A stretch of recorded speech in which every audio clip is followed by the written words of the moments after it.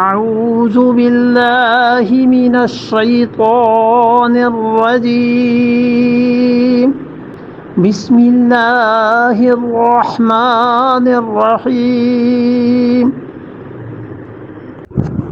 هو الذي جعل لكم النجوم لتهتدوا بها في ظلمات البر والبحر قد فصلنا الآيات لقوم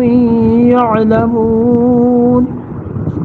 وَهُوَ الَّذِي اور وہ اللہ کی ذات ہے جَعَلَ لَكُمُ النُّجُومَ جس اللہ کی ذات نے تمہارے لیے نجوم ستارے مقرر کیے ہیں لِتَهْتَدُوا تاکہ تم لوگ راہ پاؤ بہا ان سے مراد ان ستاروں سے،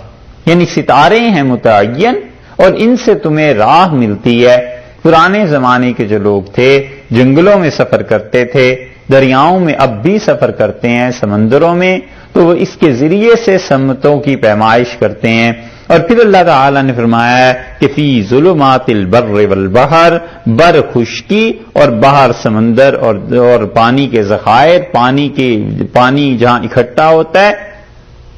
ان سب میں تم لوگوں کے لیے رہنمائی اور راہ دکھانا یہ ان ستاروں کے ذریعے ہوتا ہے۔ اور یہ ستارے ہیں جو تمہیں بتاتے ہیں کہ کدھر چلنا ہے اور کس ڈائریکشن میں سفر کرنا ہے۔ صحرا میں قافلے چلتے تھے بڑے بڑے اور وہ ستاروں کے ذریعے حساب کرتے تھے کہ یہ کیا ہے۔ اسی طرح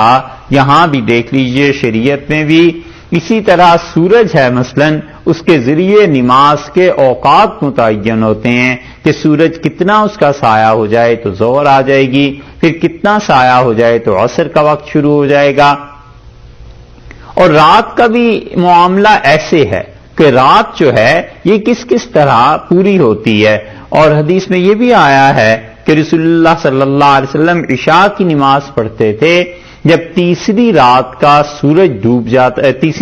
چاند ڈوب جاتا تھا، اور یہ بہت طویل ہو جاتی ہے، دیر ہو جاتی ہے، اور اصل میں وقت عشاء پڑھنے کا وہی ہے، تاخیر سے عشاء کو پڑھنا۔ تو اللہ نے کہا ہے کہ ہم نے سورج، چاند، ستارے، یہ سب چیزیں جو بنائی ہیں انہیں ایک نظام کے تحت رکھا ہے، اور سورج اور چاند سے تم اپنے حساب و کتاب کرتے ہو، اور یہ جو ستارے ہیں ان کو دیکھو، اس سے تم اپنے لیے راہ متعین کرتے ہو۔ اور راہ بھی کہاں کی، بر اور بحر دونوں کا ذکر کیا ہے کہ اس میں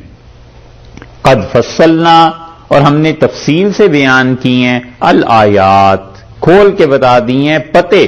لقومی یعلمون ان لوگوں کے لیے جو جانتے ہیں، جو لوگ علم سے کام لیتے ہیں ان کے لیے اللہ نے یہ ساری چیزیں متعین کر دی ہیں کہ دیکھو ان چیزوں پہ تم غور کرو، اور پھر اس کے بعد تمہیں پتا چلے گا کہ اللہ کی ذات کیسا علم اس نے انسان کو دیا ہے۔ فکر کرو، غور کرو، تو یہ پتے ہیں، ہر چیز ہمارا پتہ بتاتی۔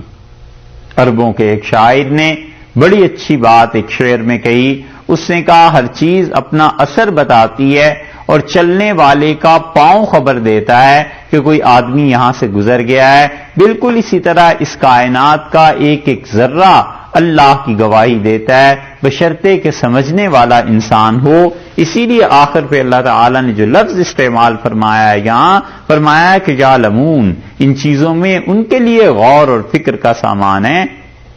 جو لوگ غور اور فکر کرتے ہیں، جو عقل سے کام لیتے ہیں، وہ ان ساری چیزوں کو دیکھ کے یہ نہیں ہے کہ سرسری انداز سے گزر جاتے ہیں، بلکہ وہ دو چیزوں پر غور کرتے ہیں۔ ایک تو اس چیز پہ کہ یہ چیزیں کیوں بنائی گئیں، تو کیوں کا جواب تو انہیں مل جاتا ہے، اور یہ کہ کس نے بنائی یہ دوسری چیز ہے، اور ایمان والا آدمی اس تک پہنچتا ہے۔ جتنی بھی ترقیات دنیا میں ہوئی ہیں وہ اب ہوئی ہوں یا اس سے پہلے ہوئی ہوں، وہ چاہے اس تہذیب نے کی ہوں اور ان سے پہلے کی تہذیبوں نے کی ہوں، زیادہ سے زیادہ عروج اب تک یہ پہنچ گیا اور مل گیا کہ یہ چیز کیا ہے، یہ چیز کیسے ہے اور کیوں ہے، اس کا کوئی جواب نہیں ملتا۔ جو سائنس اور ٹیکنالوجی آج ہم دیکھتے ہیں کائنات میں، اس سے پیچھے جب چلے جائیں تو انسان اس کا علم تھک ہار کے عاجز آ چکا ہے اب تک، اور کچھ پتہ نہیں چلتا کہ اتنے بڑے بڑے واقعات کائنات میں کیسے ہوئے۔ مصر کے اہرام ہیں وہ کس طرح بنائے گئے تھے، اور اس طرح کی عجیب چیزیں ہیں وہ کیسے ہوئی تھیں۔ بحر الکاہل کے نیچے سے جا کر اب قلعے دریافت ہو رہے ہیں اور تلواریں نکل رہی ہیں۔ خدا بندہ یہ کون سی تہذیب تھی، کب تھے، کوئی تاریخ ان کی محفوظ نہیں ہے، بس قیاس کے معاملے پہ چل رہے ہیں کہ یہ اتنا پرانا تھا۔ 100% بھی جان لیں کہ کتنا پرانا تھا، کون تھے، کون سی مخلوق تھی، کہاں سے آئے تھے، کیسے رہتے تھے، کچھ پتہ نہیں۔ وہ تہذیبیں جو مٹ چکی ہیں، جن کا پتہ ہی نہیں کہ ان کے پاس کیا کیا چیزیں تھیں اور کیسے وہ اپنی زندگیاں بسر کرتے تھے، اور آج جو موجودہ تہذیب ہے جس میں سائنس کی اتنا نام اور سب چیزیں ہیں، یہ سب جاننے کی کوشش ہے کہ یہ کیا ہے، یہ کیا ہے، یہ کیا ہے اور یہ کیوں ہے، اس طرف توجہ نہیں جاتی۔